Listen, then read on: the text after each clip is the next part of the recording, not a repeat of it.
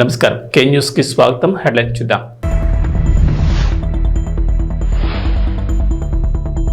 మొదటి విడతలో 1,00,000 రుణమాఫీకి నిధుల విడుదల. రెండో విడతలో 1,00,000 రుణాలు మాఫీ చేసిన సర్కార్. ఖమ్మం జిల్లా వైరా వేదికగా ఆగస్టు 15న 2,00,000 రుణమాఫీ.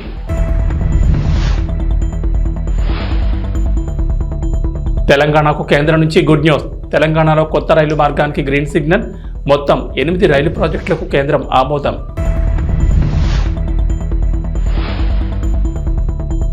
AP assembly speaker Ayyanna Patrudu కీలక వ్యాఖ్యలు. జగన్ అసెంబ్లీకి రావాలని సూచించిన అయ్యన్న పాత్రుడు ఖచ్చితంగా అవకాశం ఇస్తానని చెప్పిన అసెంబ్లీ స్పీకర్.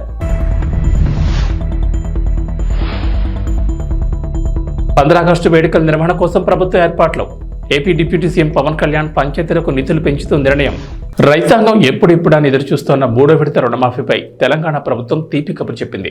ఆగస్టు 15 నాటికి 2,00,000 వరకు రైతులు రుణమాఫీ చేస్తామని ఉప ముఖ్యమంత్రి ఆర్థిక మంత్రి మల్లు భట్టి విక్రమార్క ప్రకటించారు.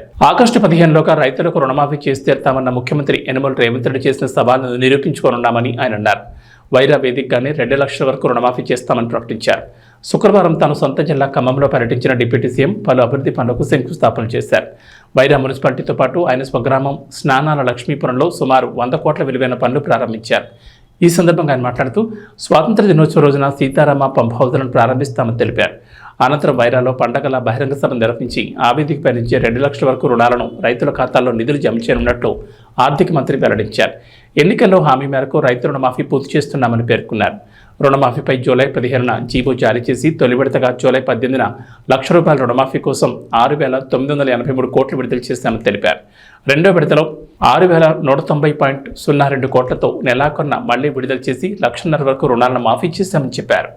కేంద్రాల్లో ఈ కార్యక్రమాన్ని పాలు పంచుకొని పెద్ద పండుగలాగా జరుపుకుంటున్నటువంటి రైతాంగ సోదరులందరికీ నా హృదయపూర్వకమైనటువంటి నమస్కారాలు. ఈనాటి ఈ కార్యక్రమం భారతదేశ చరిత్రలోనే సువర్ణాక్షరాలతో లిఖించదగినటువంటి రోజు. బహుశా భారతదేశ చరిత్రలో ఏ రాష్ట్రంలో కూడా ఒకటేసారి 2,00,000 రూపాయలు రుణమాఫీ చేసినటువంటి చరిత్ర లేదు ఈనాటి వరకు కూడా. బలమైన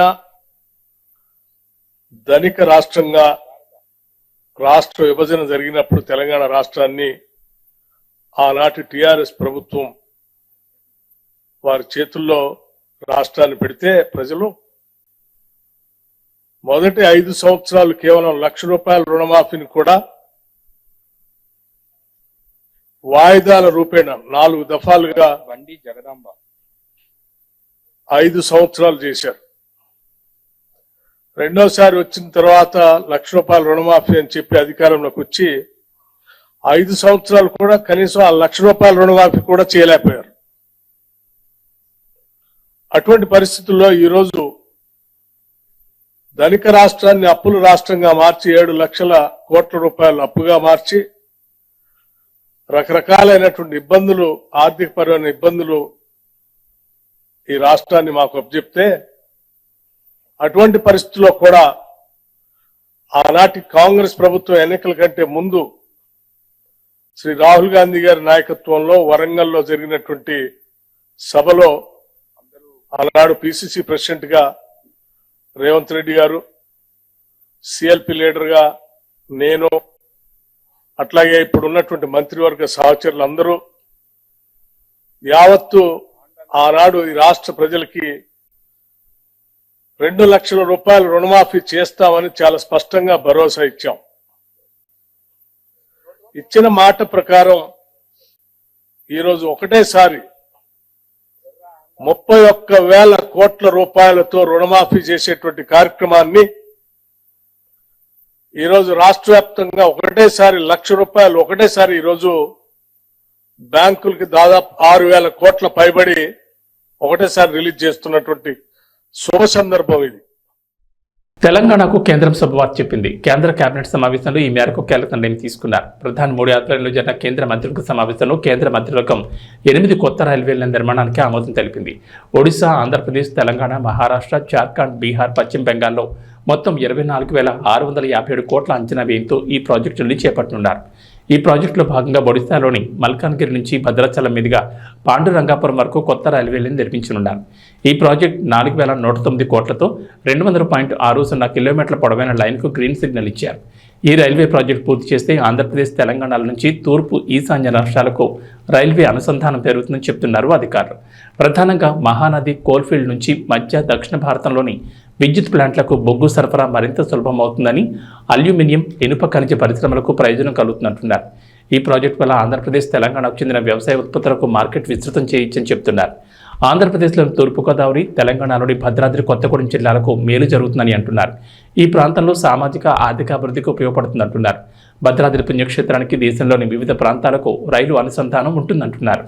ఆంధ్రప్రదేశ్ అసెంబ్లీ స్పీకర్ చింతకాయల అయ్యన్న పాత్రుడు మాజీ ముఖ్యమంత్రి వైఎస్ఆర్సీపీ అధినేత వైఎస్ జగన్మోహన్ రెడ్డిపై కీలక వ్యాఖ్యలు చేశారు. జగన్ ఇప్పుడు ముఖ్యమంత్రి కాదు, ఒక ఎమ్మెల్యే మాత్రమే అన్నారు. జగన్ అసెంబ్లీకి వచ్చి తనను గెలిపించిన పులివెందుల నియోజకవర్గ ప్రజల సమస్యలపై చర్చించాలని సూచించారు. అసెంబ్లీకి రావడం సరికాదని జగన్కు తన సలహా ఒకటే అన్నారు. పదవులు వస్తూ ఉంటాయి, పోతూ ఉంటాయి. ఒక ఎమ్మెల్యేకి అసెంబ్లీకి వచ్చి ప్రజా సమస్యలపై మాట్లాడాలన్నారు. అందుకు తాను అవకాశం ఇస్తానని, తాను అవకాశం ఇవ్వనని ఎందుకు అనుకుంటున్నారని ప్రశ్నించారు. అన్ని పార్టీలకు ఇచ్చిన విధంగానే జగన్కు మాట్లాడడానికి అవకాశం ఖచ్చితంగా ఇస్తామన్నారు అయ్యన్న పాత్రుడు. సభలో మాట్లాడేందుకు అందరికీ అవకాశం ఇస్తానని, వైఎస్ఆర్సీపీ ఎమ్మెల్యేలు అడిగినా మైక్ ఇస్తామన్నారు. వైఎస్ఆర్సీపీకి వచ్చిన సీట్లకు అనుగుణంగా సమయం కేటాయిస్తానని చెప్పారు స్పీకర్. ఎమ్మెల్యేగా వైఎస్ జగన్మోహన్ రెడ్డి అసెంబ్లీకి వచ్చి స్వేచ్ఛగా మాట్లాడొచ్చన్నారు. అసెంబ్లీలో అన్ని పార్టీల మాదిరి ఎమ్మెల్యేల సంఖ్యను బట్టి పద్ధతి ప్రకారం మాట్లాడే సమయం కేటాయిస్తామన్నారు అయ్యన్న పాత్రుడు. జగన్ తన ధర్మం నెరవేర్చాలని, అసెంబ్లీని ఒక పార్టీ వారు రానని బాయ్కట్ చేయడం మంచిది కాదన్నారు. తనకు రాజకీయాల్లో 42 ఏళ్ల అనుభవం ఉందని, 6 సార్లు మంత్రిగా, ఎంపీగా పనిచేశారని గుర్తు చేశారు. తనకు అసెంబ్లీ సభాపతిగా కొత్త బాధ్యత అప్పగించారని, ఈసారి అసెంబ్లీకి 88 మంది కొత్తగా ఎమ్మెల్యేలుగా ఎన్నికయ్యారని, వారికి సభ నిర్వహణ, ప్రశ్నోత్తరాలు తదితరాలపై 2 రోజుల ప్రత్యేక శిక్షణ ఇస్తామన్నారు. ప్రజలు ఎన్నుకున్నారు అతన్ని. అతను కూడా ఎమ్మెల్యే, మామాదిరిగా అతను ఎమ్మెల్యే. ఎమ్మెల్యే ఎందుకు ఎన్నుకున్నారు? ఒక ఎమ్మెల్యే అయితే మా ప్రాంతం బాగుపడుతుంది అనే ఉద్దేశంతో ఎన్నుకుంటే, అది పక్కన పెట్టి నేనేమో అసెంబ్లీకి రాని అంటే పద్ధతి కాదు అది. యాజ్ ఎ స్పీకర్గా నేను ఇచ్చే సలహా ఏంటంటే అతనికి, సరే పదవులు ఉంటాయి, పోతూ ఉంటాయి, అది సహజం. నువ్వు ఎమ్మెల్యేగా ప్రజలు ఎన్నుకున్నారు నిన్ను. నువ్వు వచ్చి అసెంబ్లీలో ఫ్రీగా మాట్లాడవచ్చు. నేను అవకాశం ఇస్తాను కదా. నేను అవకాశం ఇవ్వరని ఎందుకు ఊహించుకున్నారు? అందరి పార్టీలాగే నీకు అవకాశం ఇస్తాం. అందుకే నేను రాను అంటే ఎలా కుదురుతుంది? ప్రజలు ఒప్పుకుంటారా? దేశవ్యాప్తంగా స్వాతంత్ర దినోత్సవం ఏర్పాట్లు ముమ్మరంగా సాగుతున్నాయి. న్యూఢిల్లీతో పాటుగా అన్ని రాష్ట్రాల్లోనూ 15 ఆగస్టు వేడుకలు ఘనంగా నిర్వహించేందుకు అక్కడి ప్రభుత్వం ఏర్పాట్లు చేసుకుంటున్నాయి. ఈ క్రమంలోని ఏపీ ప్రభుత్వం కూడా 15 ఆగస్టు వేడుకలపై దృష్టి పెట్టింది. ఇప్పటికే ఆయా జిల్లా కేంద్రాల్లో ఎవరు జెండా ఆవిష్కరణ చేయాలనే దానిపై నిర్ణయం తీసుకుంది. తాజాగా ఆగస్టు 15 పండుగను గ్రామాల్లోనూ ఘనంగా నిర్వహించేందుకు ఏపీ ప్రభుత్వం కీలక నిర్ణయం తీసుకుంది. గ్రామాల్లో స్వాతంత్ర దినోత్సవం నిర్వహణ కోసం పంచాయతీలకు నిధులు పెంచింది. ఈ మేరకు మేజర్, మైనర్ గ్రామ పంచాయతీలకు నిధులు పెంచుతూ పంచాయతీరాజ్ శాఖ మంత్రి పవన్ కళ్యాణ్ నిర్ణయం తీసుకున్నారు. 15 ఆగస్టు వేడుకల నిర్వహణ కోసం మైనర్ గ్రామ పంచాయతీలకు నిధులను 100 నుంచి 10,000, మేజర్ గ్రామ పంచాయతీలకు 250 నుంచి 25,000కు పెంచినట్లు AP deputy CM Pawan Kalyan చెప్పారు. రిపబ్లిక్ వేడుకలు కూడా ఇదే తరహాలో నిర్వహణ కోసం నిధులు కేటాయిస్తామని పవన్ కళ్యాణ్ స్పష్టం చేశారు.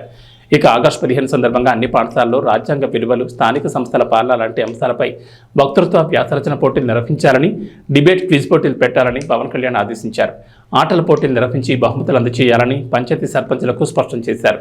అలాగే స్వాతంత్ర సమరయోధులను, రక్షణ రంగంలో పనిచేసిన వారిని, పారిశుద్ధ్య కార్మికులకు పాఠశాలలో సన్మానం చేయాలన్నారు. స్కూల్ పిల్లలకు చాక్లెట్లు, బిస్కెట్లు అందించి పారిశుద్ధ్యంపై గాంధీజీ చెప్పిన మాటలతో ప్రమాణం చేయించాలని పవన్ కళ్యాణ్ ఆదేశించారు. సో ముఖ్యంగా పంచాయతీరాజ్ వ్యవస్థని, సర్పంచ్ వ్యవస్థని బలోపేతం చేయాలన్నదే మా కూటమి ప్రభుత్వం తాలూకు ఆశయం, ఆకాంక్ష. దాంట్లో భాగంగా ఇప్పటిదాకా గత 30 సంవత్సరాలుగా, గత 1990 నుంచి ఇప్పటిదాకా ఎప్పుడు మన 15 ఆగస్టు పండుగ జరపడానికి ఇప్పటిదాకా నిధులు ఇప్పుడు సమకూర్చలేదు. చాలా నామకే వాస్తే నామమాత్రంగా ప్రతి పంచాయతీకి, చిన్న పెద్ద పంచాయతీలకి 100 రూపాయలు, చిన్న పంచాయతీలకి, పెద్ద పంచాయతీలకి 250 రూపాయలు చొప్పున ఇచ్చేవారు. ఒకవైపు ఏమో గాంధీ గారి కలల కన్నా పల్లెలు పట్టుకొమ్మలు అంటూ ఉంటాం, గ్రామీణ స్వరాజ్యం అని మాట్లాడతాం. కానీ ఎన్నికల్లో నిలబడ్డ పంచాయతీ సర్పంచ్కి మటుకు జెండా పండుగ నిర్వహించాలంటే వాళ్ళకి ఇచ్చే డబ్బులు 100 రూపాయలు, 250 రూపాయలు. ఈ రివ్యూ మీటింగ్స్లో మాకు తేలింది ఏంటంటే 100 రూపాయలకి 250 రూపాయలకి 13,326 పంచాయతీల్లో ఏం చేయగలరు? మేము ఒకటే ఆదేశించాను, రాగానే చాలా ఘనంగా జరుపుకోవాలి. గాంధీ గారి ఈ గ్రామ స్వరాజ్యాన్ని నిజంగా మనం ముందుకు తీసుకెళ్లాలంటే ఆ స్టేట్మెంట్ చాలా బలంగా ఇవ్వాలి. 1994లో ఇచ్చిన జీవో 100 రూపాయలు, 250 రూపాయలు, ఒకటి స్వాతంత్ర దినోత్సవానికి, 2 గణతంత్ర దినోత్సవానికి, వాటిని పెంపొందించేలాగా, వాటిని పెంచేలాగా ఒక కీలకమైన నిర్ణయం తీసుకుంది ఈ కూటమి ప్రభుత్వం. ప్రతి ఒక్క పంచాయతీలో సర్పంచులు తలెత్తుకొని సగౌరవంగా జెండా వందనం చేసేలాగా రాష్ట్రంలోని ఎన్డీఏ ప్రభుత్వం నిర్ణయం తీసుకుంది. ఆగస్టు 15న స్వాతంత్ర దినోత్సవ వేడుకల నిర్వహణకు నిధులు కొరత లేకుండా చేశాం. చిన్న పంచాయతీలకి 10,000 రూపాయలు, మేజర్ పంచాయతీలకి 25,000 రూపాయల చొప్పున నిధులు సమకూరుస్తున్నాం. దానికోసమని జీవోను కూడా రిలీజ్ చేశాం. దీనిని పంచాయతీ సర్పంచులు దీన్ని పూర్తిగా సద్వినియోగం చేసుకోమని నేను విన్నవించుకుంటా ఉన్నాను. ఇప్పటి వరకు పంచాయతీలకి ఇంత పెద్ద స్థాయిలో ఆగస్టు 15, జనవరి 26 వేడుకలకు నిధులు ఇచ్చింది లేదు. 34 సంవత్సరాలుగా 1990 నుంచి ఈ మొత్తం ఇప్పటిదాకా పెంచలేదు. 34 సంవత్సరాలుగా ఈ పండగలకి, జెండా వందనం పండగ కానీ, గణతంత్ర దినోత్సవానికి కానీ 100 రూపాయలు, 200 రూపాయలు చొప్పున ఇచ్చేవాళ్ళు. ఈ మొత్తాన్ని గణనీయంగా పెంచాలని చెప్పి కూటమి ప్రభుత్వం నిర్ణయం తీసుకొని జీవో జారీ చేసింది. 13,326 పంచాయతీల్లో ఘనంగా, గౌరవంగా స్వాతంత్ర దినోత్సవ వేడుకలు సాగాలన్నదే మా కూటమి ప్రభుత్వం ఉద్దేశం. ఇప్పటి వరకు సర్పంచులు అతి స్వల్ప మొత్తాలతో వేడుకలను ఘనంగా చేయలేకపోయేవాళ్ళు. ఈ విషయం నా దృష్టికి వచ్చింది రివ్యూస్లో. దీనిపైన ఉన్నతాధికారులతో మాట్లాడి ఏ దశలోనూ ప్రజలు ఎన్నుకున్న సర్పంచుల ఆత్మగౌరవం తగ్గకుండా దేశంలో పవిత్రమైన 15 ఆగస్టు గణతంత్ర వేడుకలు గర్వంగా చేసుకునేలాగా, సగర్వంగా చేసుకునేలా చర్యలు తీసుకొని చాలా స్పష్టంగా ఆదేశాలు ఇచ్చాను. ఆ దిశగానే నిర్ణయం చేశాం. 5,000 లోపు ఉన్న జనాభా ఉన్న గ్రామాలకి 10,000 రూపాయలు, 5,000 పైబడ్డ జనాభా ఉన్న గ్రామాలకి 25,000 రూపాయల చొప్పున నిధులు అందిస్తాం. గాంధీ మహాత్ములు కలలుగన్న గ్రామ స్వరాజ్యం సిద్ధించాలన్నదే మా కూటమి ప్రభుత్వం తాలూకు తపన, ఆకాంక్ష. అందులో భాగంగానే పంచాయతీలకి తీర్చిదిద్దే ప్రక్రియకు శ్రీకారం చుట్టాం. ఈ ఆగస్టు 15 నుంచి పారిశుద్ధ నిర్వహణ, రక్షిత తాగునీటి సరఫరా, మౌలిక వసతులతో కల్పనతో గ్రామాలు సర్వతోముఖాభివృద్ధి దిశగా అడుగులు వేస్తున్నాం. గౌరవ సర్పంచులందరికీ నా విజ్ఞాపన, ప్రభుత్వం నుంచి విన్నపం, ఆగస్టు 15 నాటి వేడుకల్లో అందరి భాగస్వామ్యం ఉండాలి. పంచాయతీ పరిధిలోని పాఠశాలల్లో వ్యాసరచన, క్విజ్, డిబేట్ పోటీలు, క్రీడా పోటీలు నిర్వహించాలని కోరుకుంటా ఉన్నాం. ఉపాధ్యాయులు భాగస్వామ్యంతో వీటిని నిర్వహించాలని కూడా ఆదేశాలు ఇచ్చాం. గ్రామంలో స్వాతంత్ర సమరయోధులు, రక్షణ రంగంలో పనిచేసిన వారు, ముఖ్యంగా పారిశుద్ధ్య కార్మికులకు సత్కారాలు చేయాలి. గౌరవ ప్రధానమంత్రి గారు ఎప్పుడు కూడా పారిశుద్ధ్య కార్మికులకు ఏ స్థాయిలో గౌరవించారో అందరికీ తెలిసిందే. రాష్ట్ర ఎన్డీఏ ప్రభుత్వం కూడా ఆ దిశలోనే గౌరవ ముఖ్యమంత్రి శ్రీ నారా చంద్రబాబు గారి ఆధ్వర్యంలో పారిశుద్ధ్య కార్మికులకు అదే గౌరవం ఇవ్వడం జరుగుతుంది. సో ఈ విధంగా మేమందరం బలంగా, చాలా కీలకంగా పనిచేస్తూ ముందుకెళ్తున్నాం. దీని అందరికీ ప్రజలందరూ ఆశీస్సులు కావాలి. సర్పంచ్ వ్యవస్థని, పంచాయతీరాజ్ వ్యవస్థని బలోపేతం చేసే విధంగా ఈ ప్రభుత్వం ఉంటుందని మీ అందరికీ తెలియజేసుకుంటూ, ఒకే ఒక విన్నపం, ఇది పర్యావరణానికి పరిమితులకు లోబడి పర్యావరణ పరిరక్షించేలా ఈ పండుగ ఉండాలి. ప్లాస్టిక్ వాడటం కంటే కూడా జెండాలకి ఆల్టర్నేట్గా ముఖ్యంగా మన చేనేత జెండాలు ఏదైనా వాడండి. అలాగే ఇప్పుడు నేను పెట్టుకుంది కూడా పర్యావరణానికి హాని కలిగించింది. ఇది దీంట్లో సీడ్ ఉంటుంది, దీంట్లో ప్లాంట్ అని చెప్పి ఒక సంస్థ ఏదో ఉంది, వాళ్ళు ఇచ్చింది. మేము ఈ స్థాయిలో మీకు దొరికినంత దాంట్లో పర్యావరణాన్ని పరిరక్షించేలాగా ప్లాస్టిక్, మన జెండా పండుగ అని చెప్పి ప్లాస్టిక్ అంతా రోడ్ల మీద పడేస్తాం. అలా కాకుండా చాలా బాధ్యత అందరూ జరుపుకోవాలి అని తెలియజేసుకుంటూ సెలవు తీసుకున్నాను. జై హింద్. ప్రకాశం జిల్లాలో కొత్త రైలు మార్గం పనులు వేగంగా జరుగుతున్నాయి. నడికూడు నుంచి కాళహస్తి రైల్వే నిర్మాణ పనులు పొదిలి ప్రాంతంలో మరింత ఊపందుకున్నాయి. పొదిలి ప్రాంత వాసులు ఎప్పటి నుంచి ఎదురుచూస్తున్న కళ త్వరలోనే నెరవేరిపోతోంది. దర్శి, పొదిలి, కనిగిరి మీదుగా జరిగే ఈ రైల్వే ప్రాజెక్టు పనులకు సంబంధించి బ్రిడ్జ్, రైల్వే స్టేషన్ నిర్మాణ పనులు దాదాపుగా పూర్తి కావచ్చాయి. దర్శి నుంచి కనిగిరి వరకు 3వ దశ పనులు వేగంగా జరుగుతున్నాయి. పొదిలి మండలంలోని దాసర్లపల్లి, బుచ్చన్నపల్లి, కాటూరువారిపాలెం, రాజుపాలెం మీదుగా సాగుతున్న పనులు ప్రస్తుతం కట్టపై కంకర, పట్టాల నిర్మాణం దాదాపుగా పూర్తయింది. మరోవైపు రాజుపాలెం సమీపంలో స్టేషన్ నిర్మాణం వేగంగా కొనసాగుతోంది. కాటూరివారిపాలెం పొదిలి మధ్యలో ఇప్పటికే అండర్ పాస్ వంతెన నిర్మాణ పనులు కూడా పూర్తయ్యాయి. అయితే రాజుపాలెం సమీపంలో కొంత భాగం పరిహారం తప్పుగా ఇస్తున్నారని ప్రైవేట్ వ్యక్తులు కోర్టును ఆశ్రయించారు. ఈ కారణంగా నిర్మాణ పనులు ఆగిపోయాయి. పెండింగ్లో ఉన్న ప్రదేశాన్ని వదిలేసి రైల్వే అధికారులు అటు ఇటు మిగిలిన ప్రాంతాల్లో నిర్మాణాలు పూర్తి చేస్తున్నారు. ఈ స్టేషన్కు సంబంధించి అన్ని రకాల ప్లాట్ఫామ్లు, భవనాల నిర్మాణం కూడా కొనసాగుతోంది. మరో 2 ఏళ్లలో ఈ ప్రాంత వాసుల కాలం నెరవేరుతుందని అంటున్నారు. ఇప్పటికే దర్శి వరకు అధికారులు రైల్లో ప్రయాణం చేశారు. త్వరలోనే పొదిలి ప్రాంతం మీదుగా రైళ్లు ప్రయాణించిపోతున్నాయి. పొదిలిలో కొత్తగా రైల్వే స్టేషన్ ఏర్పాటు చేయబోతున్నారు. త్వరలోనే తొలి రైలు రాబోతోంది. పొదిలి వాసుల ఎన్నో ఏళ్ల కాలం నెరవేరబోతోంది. తిరుచానూరులోని శ్రీ పద్మావతి అమ్మవారి ఆలయంలో ఆగస్టు 16వ తేదీ శుక్రవారం వరలక్ష్మి వ్రతం వైభవంగా జరగనుంది. ఈ సందర్భంగా ఆలయంలో ప్రత్యేక కార్యక్రమాలు నిర్వహించనున్నారు. ఇదిలా ఉంటే వరలక్ష్మి వ్రతానికి సంబంధించిన టికెట్లను టీటీడీ ఆన్లైన్లో విడుదల చేసింది. ఓ కోటా పూర్తయింది. అయితే వరలక్ష్మి వ్రతం వర్చువల్ టికెట్లు కోటా ఇంకా ఉన్నాయి. భక్తులు బుక్ చేసుకోవచ్చు. ఇందులో భాగంగా తెల్లవారుజామున మూలవార్లకు, ఉత్సవాలకు అభిషేకం నిర్వహించనున్నారు. ఉదయం 10 నుంచి మధ్యాహ్నం 12 గంటల వరకు ఆలయంలోని ఆస్థాన మండపంలో వరలక్ష్మి వ్రతం వైభవంగా జరగనుంది. వ్రతం నిర్వహణ కోసం అధికారులు ఏర్పాట్లు చేస్తున్నారు. ఈ వ్రతంలో పాల్గొన్న గృహస్థులకు ఒక ఉత్తరీయం, ఒక రవిక, ఒక లడ్డు, ఒక వడ బహుమానంగా అందజేస్తారు. వరలక్ష్మి వ్రతం సందర్భంగా సాయంత్రం 6 గంటలకు అమ్మవారు స్వర్ణరథంపై ఆలయ 4 మాడవీధిలో విహరించి భక్తులకు దర్శనమిస్తారు.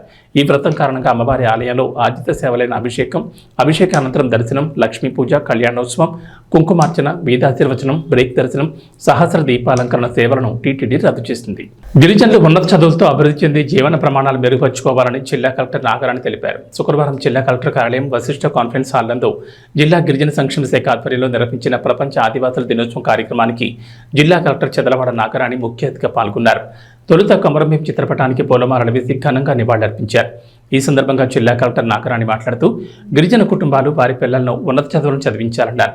చదువు ద్వారానే ఆర్థిక అభివృద్ధి సాధించగలమని, వెనుకబాటుతనం పోయి సమాజంలో మంచి గుర్తింపు వస్తుందని అన్నారు. వారు అభివృద్ధి చెందడంతో ఆయా కుటుంబాల జీవన ప్రమాణాలు కూడా మెరుగవుతాయన్నారు. గిరిజన ప్రాంతంలో నేను ఉద్యోగం చేశానని, వారి జీవన శైలి, స్థితిగతులపై పూర్తి అవగాహన ఉందని ఈ సందర్భంగా తెలిపారు. మన జిల్లాలో నివసిస్తున్న ఎరుకుల, యానాది, చెంచుల కుటుంబాలపై పూర్తి దృష్టి సారించడం జరిగిందని, ఇప్పటికే వారి కాలనీల్లో మౌలిక వస్తువుల మెరుగుదలకు, ఇళ్ల మంజూరుకు ఆధార్ కార్డులు జారీకి చర్యలు తీసుకోవాలని సంబంధిత అధికారులకు ఆదేశాలు జారీ చేయడం జరిగిందన్నారు.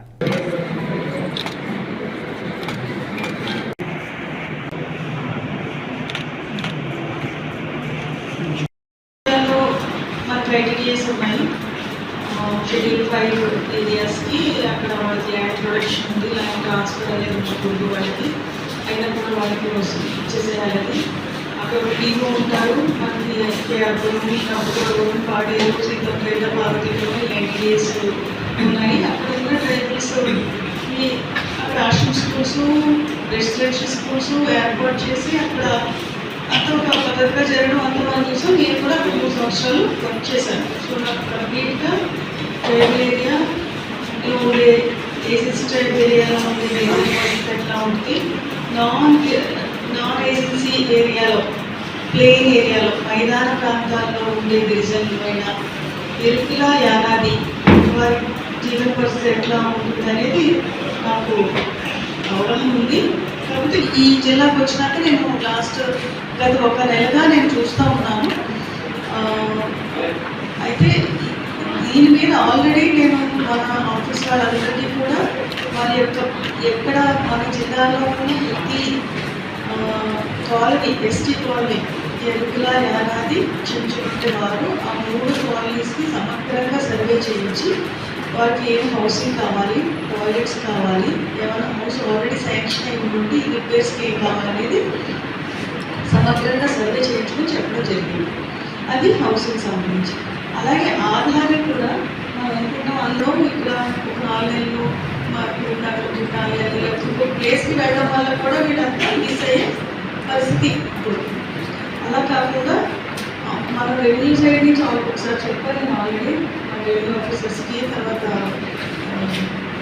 ఏఓస్కి, ఎక్కడ ఏ పాకెట్లో కూడా ఎవ్వరూ కూడా ఆధార్ మిస్ అవ్వకూడదు. అది మన బాధ్యత. వాళ్ళు రాకపోయినా కూడా తీసుకెళ్ళి మనం ఆధార్ రిజిస్ట్రేషన్ చేయించాల్సిన అవసరం ఉంది. రిజిస్టర్ అయినప్పుడు కొత్తగా పుట్టే పిల్లల్ని మిస్ అయి ఉంటారు, వాళ్ళన్నా చేయించాలి.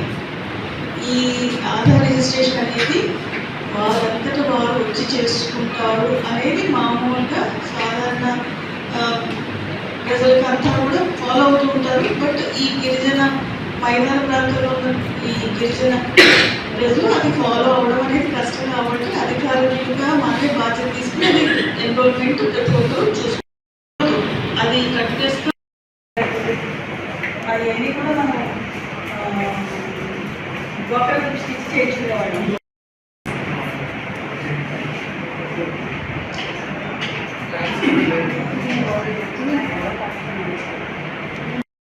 నెక్స్ట్ ఇరువుల కులాలకు చెందిన వారు ఉన్నారు.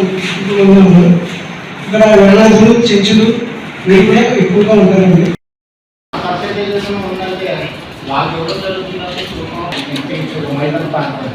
వైవిఎస్ చౌదరికి నందమూరి కుటుంబంతో ఉండే అనుబంధం గురించి ప్రత్యేకంగా చెప్పాల్సిన పని లేదు. నందమూరి తారక రామారావు అంటే వైవిఎస్కు ఎనలేని అభిమానం. వైవిఎస్ ఎక్కువగా వారి గురించి చెప్తూ ఉంటారు. హరికృష్ణ బాలకృష్ణతో సినిమాలు తీసే అభిమానాన్ని చాటుకున్నారు. అయితే వైవిఎస్ హిట్ కొట్టి చాలా కాలం అయిపోయింది. వైవిఎస్ పరిచయం చేసిన హీరోలు హీరోయిన్లకు అప్పట్లో ఫుల్ క్రేజ్ ఉండేది. రామ్ ఇలియానాలను వైవిఎస్ పరిచయం చేసిన సంగతి తెలిసిందే. కొత్త వారితో ప్రయోగం చేయడంలో వైవిఎస్ ముందుంటారు. ఇక ఇప్పుడు కూడా వైవిఎస్ ఎన్టీఆర్ అనే బ్యానర్ మీద సినిమా నిర్మిస్తున్న సంగతి తెలిసిందే. ఈ మేరకు నిర్వహించిన ఓ ప్రెస్ మీట్లో వైవిఎస్ మాట్లాడిన మాటలు ఇప్పుడు వైరల్ అవుతున్నాయి. నందమూరి తారక రామారావు గారికి ఎన్టీఆర్ ఇష్టమైన మనవడు కదా అని మీడియా నుంచి ఒక ప్రశ్న ఎదురైంది. రామారావు గారికి ఎన్టీఆర్ ఇష్టమైన మనవడు అని ఎవరు? ఇష్టమైన మనవడు ఎవరు ఎక్కడా చెప్పలేదే. ఎన్టీఆర్ కూడా ఎక్కడా చెప్పుకోలేదు. రామారావు గారు కూడా చెప్పుకోలేదే. ఆయనకు అందరూ సమానమే అని ఇలా వైవిఎస్ చౌదరి చెప్పుకొచ్చారు. ఎన్టీఆర్ అంటేనే ఇష్టం కాబట్టి తన పేరును ఆయనకు పెట్టారు కదా అని మరో మీడియా ప్రతినిధి అడిగాడు. ఎన్టీఆర్కు ఆ పేరును హరికృష్ణ గారు పెట్టారని వైవిఎస్ చెప్పుకొచ్చారు. జానకిరామ్, కళ్యాణ్ రామ్, తారక రామ్ అని హరికృష్ణ పెట్టారని అన్నారు. కానీ హరికృష్ణ గతంలో ఓ స్టేజ్ మీద మాట్లాడుతూ స్వయాన నందమూరి తారక రామారావు తన పేరుని తన మనవడికి ఇచ్చాడని, నువ్వు నా అంశ, నీకు నా పేరు ఉండాలని నందమూరి తారక రామారావు అని పేరు పెట్టారని తన నాన్నతో జరిగిన సంఘటనను హరికృష్ణ గుర్తు చేసుకున్నారు. ఇప్పుడు ఎన్టీఆర్ పేరు మీద అయితే చర్చలు జరుగుతున్నాయి.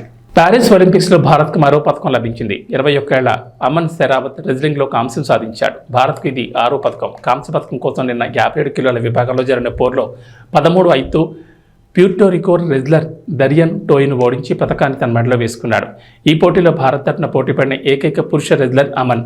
గురువారం జరిగిన సెమీఫైనల్లో Japan top seed Rei Higuchi చేతిలో 0-1 తేడాతో చిత్తుగా ఓడిన అమన్ ఈ మ్యాచ్లో మాత్రం ఎలాంటి పొరపాట్లకు తావివ్వకుండా ప్రత్యర్థిపై పూర్తి పైచేయి సాధించాడు.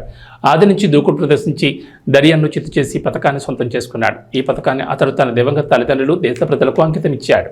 ఏబీ బులెటిన్ విశేషాలు. నమస్కారం.